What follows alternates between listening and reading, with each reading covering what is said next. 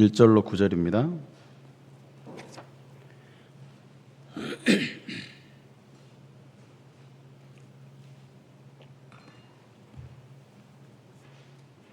시편 8편 1절로 9절. 자, 우리 함께 한 목소리로 합독하겠습니다. 여호와 우리 주여, 주의 이름이 온 땅에 어찌 그리 아름다운지요. 주의 영광이 하늘을 덮었나이다. 주의 대적으로 말미암아 어린 아이들과 젖먹이들의 입으로 권능을 세우심이여, 이는 원수들과 보복자들을 잠잠하게 하려 하심이니이다.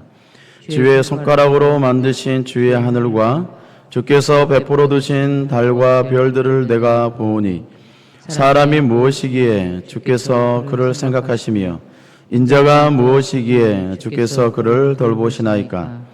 그를 하나님보다 조금 못하게 하시고 영화와 종기로 관을 씌우셨나이다.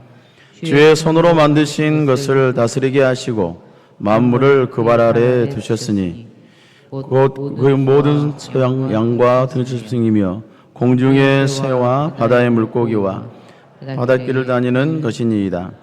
여호와 우리 주여, 주의 이름이 온 땅에 어찌 그리 아름다운지요. 아멘.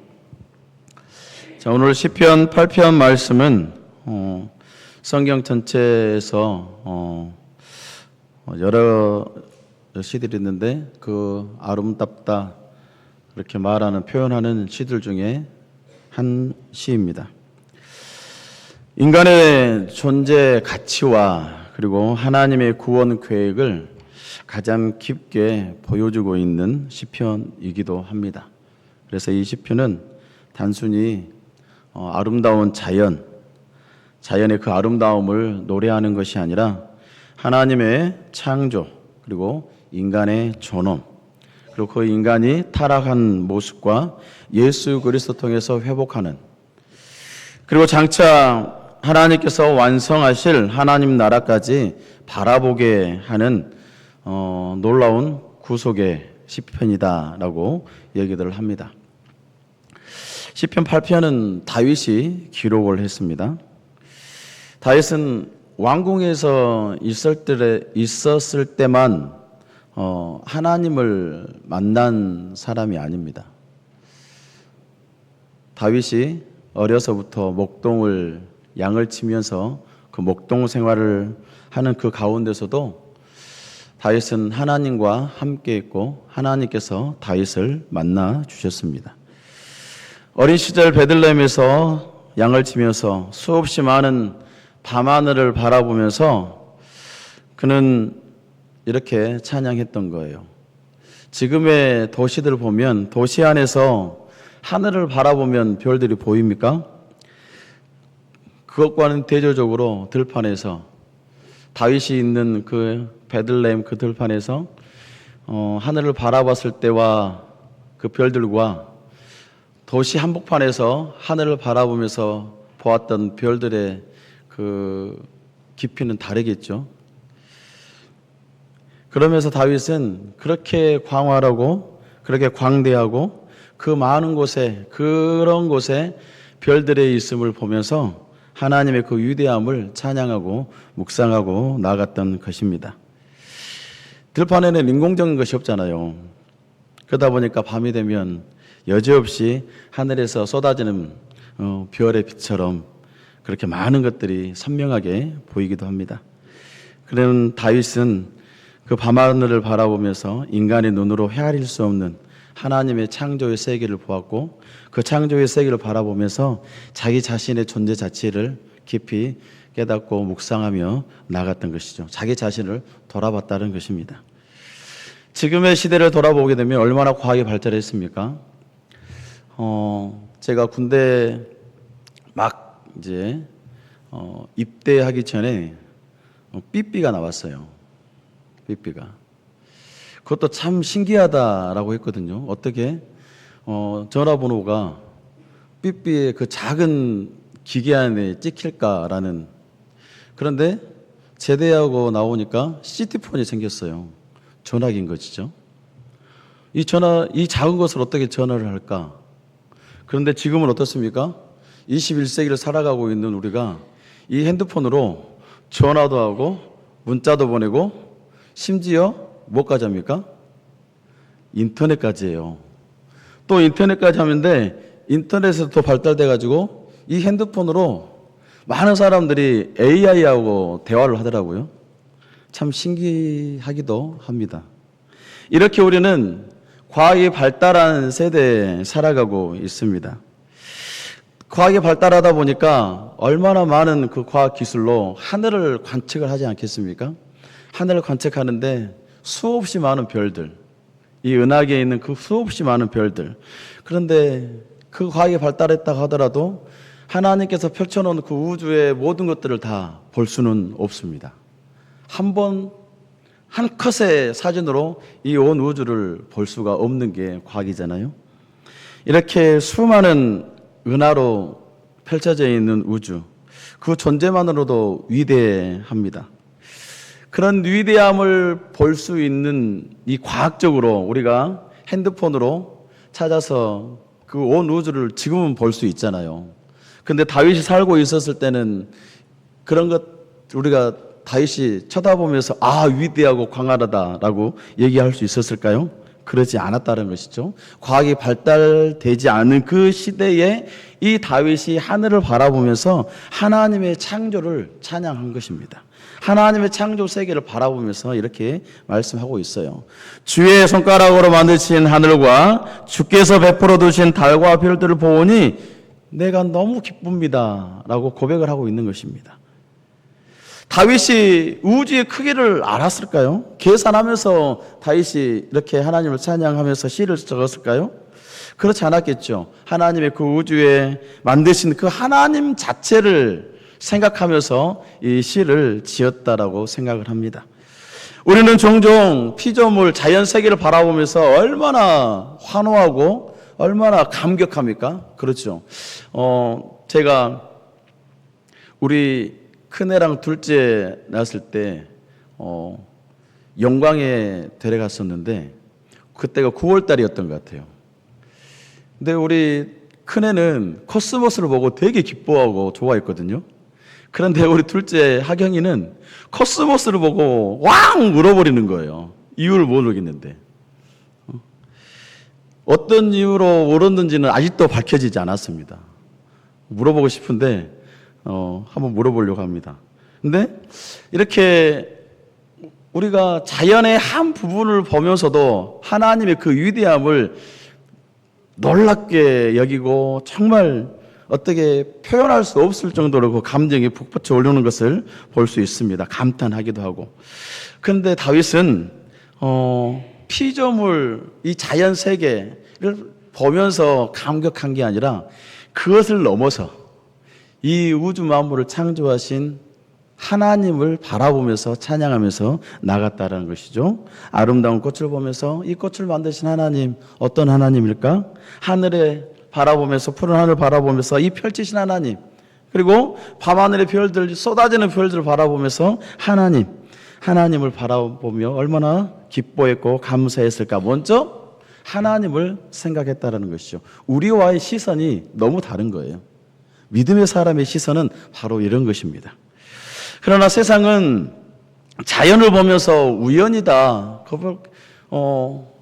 미국의 그랜드 캐년이라든지 나이아가라 폭포라든지 그런 것들을 보게 되면 얼마나 가슴이 벅차잖아요. 사진으로만 봐도, 영상으로만 봐도 그렇게 가슴이 벅찬데, 근데 세상의 사람들은 이건 우연으로 생겼는 거야 라고들 얘기를 합니다. 그러나 우리 믿음의 사람들은 어떻습니까?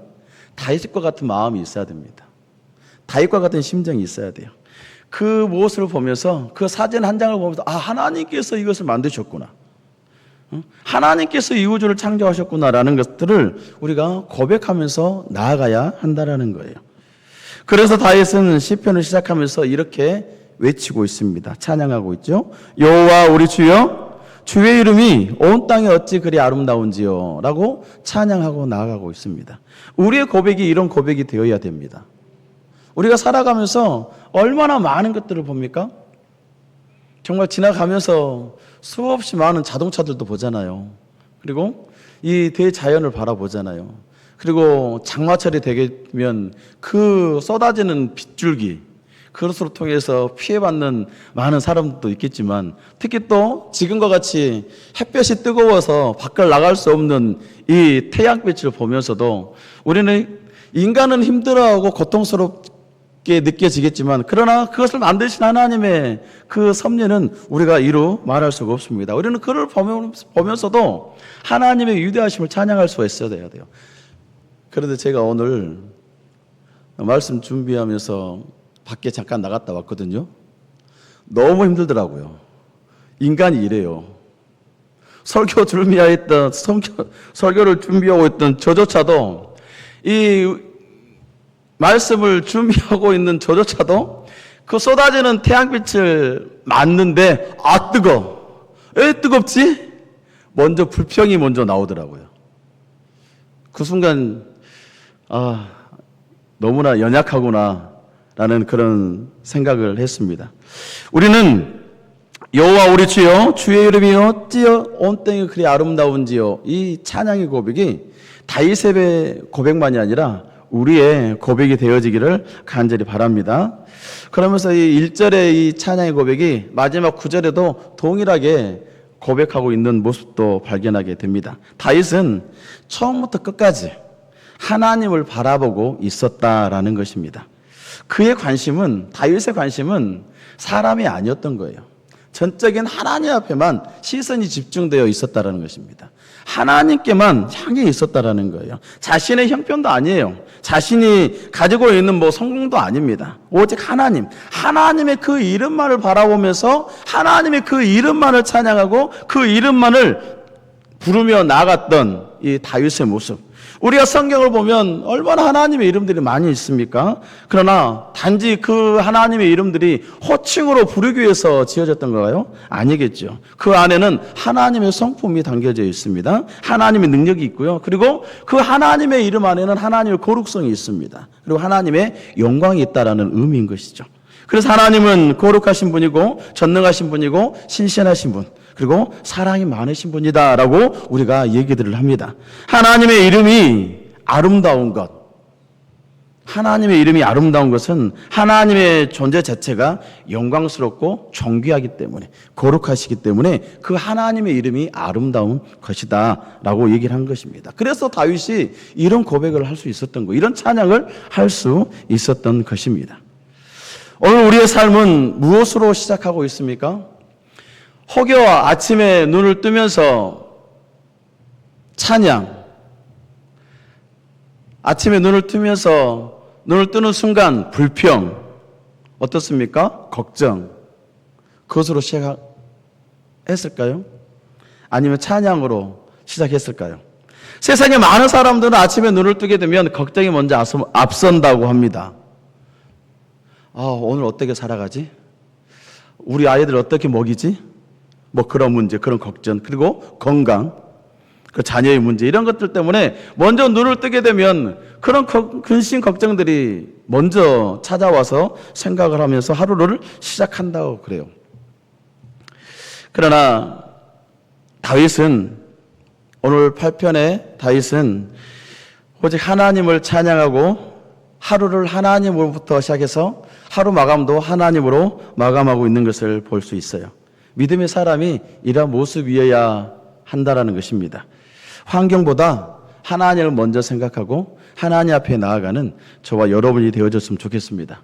환경은 변합니다. 환경은 변하지만 우리 하나님은 변하지 않아요.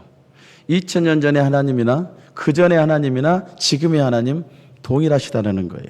세상은 흔들립니다. 여지없이 흔들려요. 그러나 우리 하나님은 흔들리지 않고 그냥 그곳에 계십니다. 우리가 바라볼 수 있는 곳에, 우리가 손을 뻗으면 만질 수 있는 곳에, 우리가 안으면 안을 수 있는 곳에 우리 하나님께서는 계시다라는 거예요. 그 하나님을 다윗이 찬양했던 것처럼 우리가 하루하루를 살아가면서 하나님 우리처럼 찬양하며 나가는 저와 여러분이 되었으면 좋겠습니다. 주의 대적으로 말미암아 어린아이들과 젖먹이들의 입으로 권능을 세우시미요라고 말씀을 하고 있어요. 이 말씀은 하나님의 일하심의 방법을 보여주고 있는 것입니다. 하나님은 세상이 생각하는 방식대로 일하지 않습니다. 세상은 강한 사람을 찾습니다. 능력 있는 사람을 찾습니다. 많이 배운 사람을 찾아요. 그러면서 사람들이 보기에 높은 평가를 받고 있는 사람들을 선별을 하고 그 사람들을 선택을 합니다. 그러나 우리 하나님께서는 세상의 관심과 세상의 눈높이로 바라보는 것이 아니라 우리 하나님께서는 연약한 자를 사용하셔서 하나님의 능력을 나타내신 하나님이라는 것을 우리는 알고 있어요. 고린도전서 에서 보면 사도 바울이 하나님께서 세상의 약한 것들을 택하셔서 세상의 강한 것들을 부끄럽게 하셨다라고 말씀을 하고 있습니다. 이처럼 하나님은 세상과는 다른 방법으로 하나님께서는 일하신다. 하나님께서 모세를 사용하셨던 때를 보세요. 모세는 자기 스스로가 말이 어눌했다라고 얘기를 합니다. 기도는 보세요. 두려움이 많았던 사람입니다. 그리고 베드로 얼마나 실수가 많습니까? 이런 어떻게 보면 불량품 같은 그런 자들을 우리 하나님께서는 택하셔서 그들을 사용하시고 하나님의 일을 맡기시는 일을 발견하게 됩니다. 이처럼 하나님께서는 이렇게 우리들을 사용하신다. 그리고 예수님께서 예루살렘 성전에 들어가셨을 때 그 어린아이들 보세요. 그 당시 아이들, 여인들, 아이들 사실 인간 취급도 받지 않았지 않습니까? 그런데 그 아이들이 예수님의 예루살렘 성전 입성했을 때에 주님을 향해서 외쳤던 그 한마디, 호산나 다윗의 자손이여. 하나님의 일하심은 능력이 많은 사람을 택해가지고 예수님을 높인 것이 아니었습니다. 세상에 하찮은 사람, 세상에서 보잘것없는 사람들을 하나님께서 택하셔서 하나님의 일하심을 볼 수 있고 하나님의 영광을 드러냈던 것을 볼 수가 있는 거예요. 이처럼 우리의 이 연약함을 우리 하나님께서는 다 알고 있습니다. 우리 연약함을 알고 계시기 때문에 우리가 언제 어느 때 하나님의 손길을 받아서 사용되어질지 모른다라는 거예요. 그럴 때 우리는 준비되어져야 되겠죠. 언제나 기다려야 됩니다. 대제사장들과 서기관들은 그 찬양을 막으려 했어요. 예수님의 그 입성하는 그 모습을 바라보면서 찬양했고 외쳤던 그 어린아이들의 그 외침을 막으려고 했습니다. 예수님께서는 시편 8편을 인용하면서 어린아이들과 젖먹이들 입에서 나오는 찬미를 온전하게 하셨다라고 말씀을 하고 있습니다. 하나님은 사람의 능력으로 평가해서 사람을 사용하시는 것이 아니라 우리 마음속에 있는 순전한 믿음, 정말 신실한 믿음, 그 믿음을 바라보시면서 하나님께서는 기뻐하시고 사용하신다는 것을 기억하시기를 바랍니다. 오늘도 하나님은 하나님의 그 능력을 자랑하는, 아니 자기의 능력을 자랑하는 세상의 사람들을 사용하시는 것이 아니고 하나님을 의지하고 하나님을 바라보고 하나님과 동행하는 그런 사람을 사용하셔서 하나님의 일을 하신다라는 것을 기억하시길 바랍니다. 우리는 부족하기 때문에 쓰임받지 못할 것이다 라고 생각하고 있습니까? 그런 생각은 접어두시길 바랍니다. 하나님을 의지하지 않기 때문에 하나님께서 쓰임받지 못하는 거예요. 하나님을 의지하지 않기 때문에 내가 힘들고 어렵고 어떤 불편함이 있다 하더라도 내가 부족하다 할지라도 그것을 접어놓으세요. 내가 나를 의지하기 때문에 하나님께서는 나를 사용하지 않는 것입니다. 나 이렇게 연약해, 나 이렇게 부족해, 나 이렇게 아무것도 없어, 능력도 없어, 물질도 권능도 아무것도 없어, 이런 생각에 사무쳐 있으면 하나님께서 사용하실까요? 그러지 않습니다. 하나님, 저 연약합니다.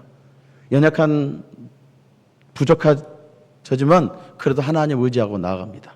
하나님, 저를 사용해 주세요 라고 고백했을 때 하나님께서는 우리를 사용하신다는 것을 기억하시기 바랍니다. 하나님께서는 연약한 사람을 붙드셔서 하나님의 영광을 드러낸다는 것을 기억하시기를 바랍니다. 다윗은 밤하늘을 바라보다가 갑자기 자기 자신을 바라봅니다. 사람이 무엇이기에 주께서 그를 생각하시며 인자가 무엇이기에 주께서 그를 돌보시나이까. 이 물음, 광대한 우주를 바라보면서 인간은 너무나 연약한 존재입니다. 이 세계를 바라보면 우리는 너무나 연약해요. 티끌과 같은 존재이죠. 별 하나도 먼지 한 톨도 만들 수 없는, 우리의 생명조차도 내 마음대로 연장할 수 없는 그렇게 연약한 존재. 그런데 그렇게 작고 연약한 이 인간 우리를 하나님께서는 기억하신다라고 말씀하고 있어요. 사람이 무엇이기에 주께서 그를 생각하시며 하나님께서는 기억하신다라고 말씀하고 있습니다. 여기서 생각하신다라는 것은 단순히 기억한다라는 것을 얘기하지, 물론 그런 의미도 담겨 있겠죠. 그러나 그 말의 의미는, 그 뜻의 의미는 사랑으로 돌봐주신다라는 거예요. 관심을 갖고 계신다라는 것입니다. 그리고 우리에게 늘 언제나 은혜를 베풀어 주신다라는 것입니다. 우리가 하나님을 찾기 전에, 우리가 하나님을 사랑하기 전에, 우리가 하나님께 나와 먼저 기도하기 전에 하나님께서는 우리를 먼저 찾아봐 주셨고, 하나님께서는 우리를 먼저 사랑해 주셨고, 하나님께서 우리가 기도하기 전에 우리가 알 바를 다 아시고 우리의 기도를 응답해 주시는 하나님, 우리의 형편을 알고 계시는 하나님이라는 거예요. 얼마나 큰 은혜입니까? 우리가 먼저 하나님을 찾기 전에 우리를 알고 계시다라는 거예요. 우리가 무엇을 구하기 전에 하나님께서 먼저 아시고 우리가 원하는 것을 채워주신다는 것입니다. 얼마나 큰 은혜입니까? 우리는 이 은혜 가운데 하루하루를 살아가고 있어요. 사람들은 세상에서 인정받기 위해서 평생을 그렇게 수고하고 그렇게 살아가죠. 더 높은 자리에서, 더 높은 자리에 오르기 위해서 얼마나 힘써 달려가지 않습니까? 많은 재산을 모으려고 하기도 하고, 많은 사람들 앞에 인정받기도 하려고 하기도 하고. 그러나 하나님께서는 우리가 성공했기 때문에 우리를 사랑하시는 것이 아니에요. 우리가 형편이 좋아서 하나님께서 우리를 사랑하신 것이 아닙니다. 하나님께서 우리를 사랑하시는 이유는 우리를 하나님의 형상대로 지음받았기 때문에, 하나님께서 우리를 하나님 형상으로 지었기 때문에 우리를 사랑하시는 것입니다. 창세기 1장 1장에 보면 하나님께서 모든 피조물을 만드셨지 않습니까? 모든 피조물을 하나님께서는 말씀으로 만드셨어요. 그러나 사람을 창조하실 때는 특별히 어떻게 하십니까? 당신의 형상이에요. 당신의 형상. 당신의 형상을 따라 우리의 모양대로 사람을 만들자. 흙으로 빚었다라는 것이죠. 만들었다라는 거예요. 말씀할 수 있겠지만 말씀을 하지 아니하시고 하나님께서는 당신의 형상으로 진흙을 빚어가지고 우리를 만들었다라는 것입니다. 하나님의 형상이 된 것이죠. 그렇기 때문에 우리는 정말 존귀한 존재들이라는 거예요. 우리는 이걸 잊어서는 안 됩니다. 하나님의 형상을 닮았다라는 것은 단순히 우리가 외모가 하나님을 닮았다라는 의미도 있겠죠. 그러나 그렇지 않습니다. 우리가 하나님의 형상을 닮았다라는 것은 하나님과 교제할 수 있다라는 거예요. 교제할 수 있는 존재라는 것입니다. 하나님께서 동물들과 교제를 하겠어요? 그 인격적인 교제가 있겠습니까? 우리는 하나님의 성품을 나타낼 수 있는 존재라는 거예요. 하나님을 예배할 수 있는 존재라는 것입니다. 동물들이 하나님을 예배할 수 있어요? 그렇지 않지 않습니까? 오직 하나님을 예배할 수 있는 존재는 우리밖에 없어요. 왜? 하나님의 형상대로 지음받았기 때문에. 그러나 죄가 들어오니까 어떻습니까? 하나님의 형상을 잃어버렸습니다. 하나님과 관계가 깨어져 버립니다. 인간은 하나님을 떠나 자기 중심적으로 살아가게 되었다라는 거예요. 하나님께서 맡기셨던 그 다스림의 사명을 죄로 인해서 왜곡이 되어져 버렸습니다. 그러나 하나님께서는 우리 인간을 포기했습니까? 포기하지 않으셨습니다. 하나님께서는 독생자 예수 그리스도를 이 땅 가운데 보내셨어요. 당신의 독생자를 이 땅 가운데 보내셨고 죄로 인해 잃어버린 하나님의 형상을 되찾고 회복시키시기 위해서 예수님을 이 땅 가운데 보내셨죠. 히브리서 2장에 보면 바로 시편 8편을 인용해서 이 말씀을 하고 있어요. 궁극적으로 예수 그리스도 안에 성취되어졌다라는 말씀을 하고 있다라는 것입니다. 예수님께서 잠시 동안 천사보다 못한 인간의 모습으로 이렇게 오셨다라는 거예요. 천사보다 못한 인간의 몸을 빌려서 이 땅 가운데 오신 독생자 예수 그리스도, 그 독생자 예수 그리스도가 정말 세상에서 정말 끔찍한 형벌 십자가에서 죽으셨어요. 죄를 해결하시기 위해서, 우리의 죄를 해결하시기 위해서. 그걸로 끝났습니까? 부활하심으로써 정말 영광과 존귀의 관을 쓰신 분이 바로 우리 예수님입니다. 첫째 아담은 죄 가운데서 실패했지만 마지막 아담이신 예수 그리스도께서는 온전히 그 주의 죄를 우리에게서 떠나게 하시고 온전히 하나님과 회복하게 하는 그 완전한 회복을 이루셨다라는 것입니다.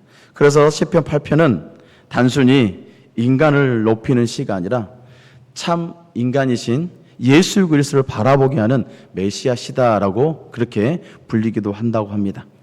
예수님 안에서 우리는 다시 하나님의 자녀가 되었습니다. 하나님의 형상을 회복하는 새로운 삶을 살아갈 수가 있게 되었어요. 이 사실은 오늘 우리의 삶에도 엄청난 의미를 가져다 줍니다. 우리는 세상이 평가하는 기준으로 언제나 살아가려고 하지만 그렇게 살아가서는 안 됩니다. 하나님께서 기억하시는 존재로 서 있어야 돼요. 하나님께서 사랑하시는 존재로 서 있어야 됩니다. 하나님께 존귀함을 받는 그런 존재로 우리는 서 있어야 한다는 거예요. 이런 존재들이 우리가 실패한다고 해서 그 가치가 사라집니까? 사라지지 않습니다. 연약하다고 해서 하나님의 그 사랑 그 안에서 죄될 수가 있어요? 그럴 수 없습니다. 우리의 가치는 십자가에서 이미 증명이 되었습니다. 왜? 하나님께서 우리를 위해서 대신 죽으셨지 않습니까? 하나님께서 우리를 위해서 대신 죽으셨어요. 그렇기 때문에 우리의 존재 가치는 하나님과 같다라는 거예요. 우리는 이것을 잊어서는 안 됩니다. 하나님께서는 독생자 예수 그리스도를 보내주셔서 그 안에서 우리를 회복시켰던 우리 모습. 그러므로 성도는 열등감 속에서 살아갈 이유가 전혀 없어요. 이 땅 가운데 살아가면서 하나님의 은혜로 살아가고 있다는 것을 늘 고백하며 살아가는 저와 여러분들이 되어지기를 간절히 원합니다. 오늘날 세상은 끊임없이 사람의 가치를 비교하죠. 이것저것과 많이 비교합니다. 그러나 하나님은 우리를 비교하지 않습니다. 하나님은 한 사람 한 사람 그 하나님의 형상대로 지음받았고 창조하셨고 예수 그리스도의 핏값으로 구속하셨으며 성령을 보내셔서 하나님의 자녀로 삼아주셨습니다. 그러므로 우리는 이 세상의 평가보다 하나님의 선을 붙들고 살아가는 존재들이 되어야 됩니다. 사랑하는 성도 여러분, 오늘 시편 8편은 우리에게 다시 한번 묻습니다. 사람이 무엇이기에 하나님께서 그를 생각하시며 돌보십니까? 라는 이 물음, 그 답은 우리의 공로나 우리의 자격이 아닙니다. 하나님의 사랑과 은혜가 있기 때문에 우리가 살아갈 수가 있다라는 것, 하나님의 그 은혜가 있었기 때문에 우리가 하나님과의 회복이 있었다라는 것, 십자가의 보상이 있기 때문에, 십자가의 사랑이 있기 때문에 우리는 이걸 분명히 기억해야 됩니다. 그럼 우리는 날마다 창조주 하나님을 찬양하며 살아가야 되겠죠. 다윗이 이 우주 만물을 바라보면서, 아니 하늘의 별을 바라보면서 하나님을 찬양했던 그 모습과 같이 우리도 하루하루의 삶 속에서 하나님을 찬양하고 하나님을 예배하고 하나님께 영광을 돌리는 저와 여러분들이 되어지기를 간절히 원합니다. 여호와 우리 주여, 주의 이름이 온 땅에 어찌 그리 아름다운지요. 이 고백이 우리가 이 예배당에서 예배하는 순간만 찬양하고 예배하는 것이 아니라 우리의 삶 가운데서 펼쳐지는 모든 환경 속에서 하나님을 찬양하고 하나님을 예배하며 하나님 앞에 영광 돌리며 나아가는 저와 여러분이 되어지기를 간절히 바랍니다. 기도하겠습니다. 사랑과 은혜가